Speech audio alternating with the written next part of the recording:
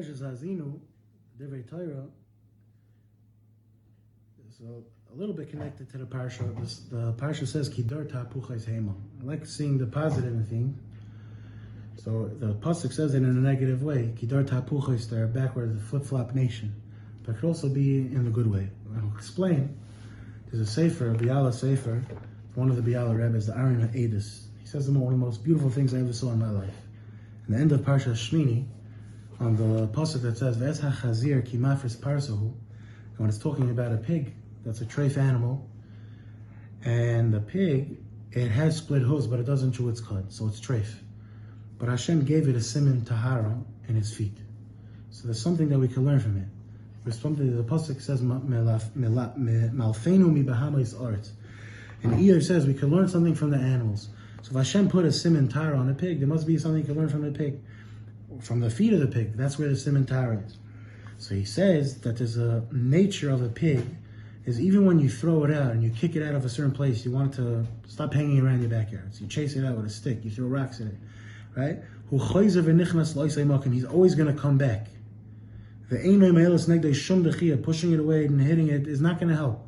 That's why he's called a chazir, because he's always being chayzer.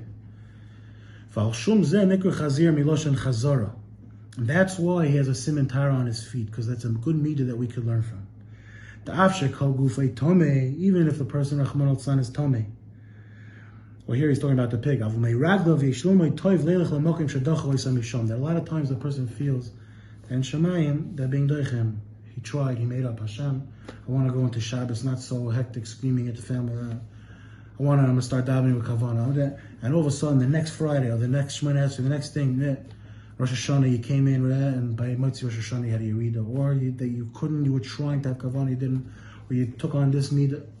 They're throwing you out in Shemayim. They don't want you, they're slamming the door in your face.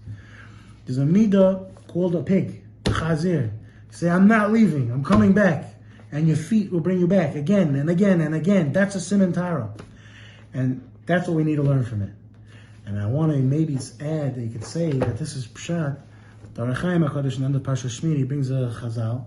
He brings the Rabbeinu Bechai brings B'Shem Chazal. We don't know where the Chazal is, but he says, why is it called a Chazir? She'asid lachzor liyos mutter. She'asid lachzir alonu. It's going to become mutter l'asad lavai. It's going to be chayzer to us. So in the Rekanti and the Ridvaz, a lot of people say they can't say that they can't be kipshuta the medrash, can't be kipasha pshat. Why? Because the Torah is not going to change and so on. I want to say that it could be what this means is that what does it mean that it's going to become Torah l'asad lavai? It means that whoever has this midah, uses this midah of the chazir, he's going to be this chazir. He's going to always go back. He says, Hashem, I'm not leaving. I'm a soldier. I'll be missing in action. I'll be a prisoner of war. I could be injured in that, but I'm coming back. And as soon as I get up, I'm coming back.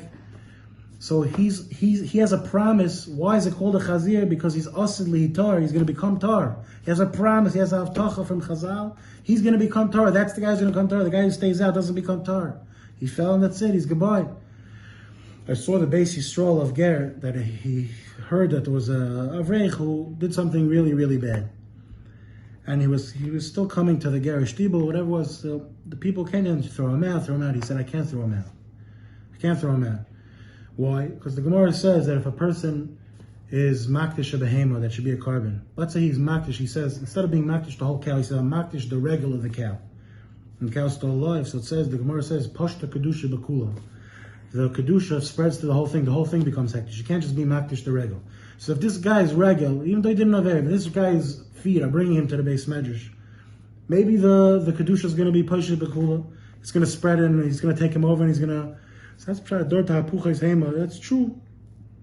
Maybe there's negative connotations, but it works the other way also. There's so many stories about tshuva with come out nothing that it's able to get him to flip around where the kedusha spreads so easily.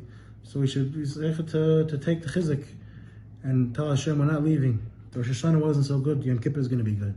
If Yom Kippur, Reb Nosson of Breslov, he once davened on Yom Kippur. Someone came to him and said he's broken. He went into Yom Kippur. He wanted to daven so good, and the whole day he was just one big machshava zara. He couldn't concentrate, and he was broken.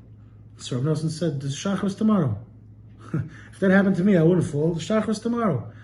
That's to be positive, to be mechazik. We should be zeicha. Shav lichtig Shabbos.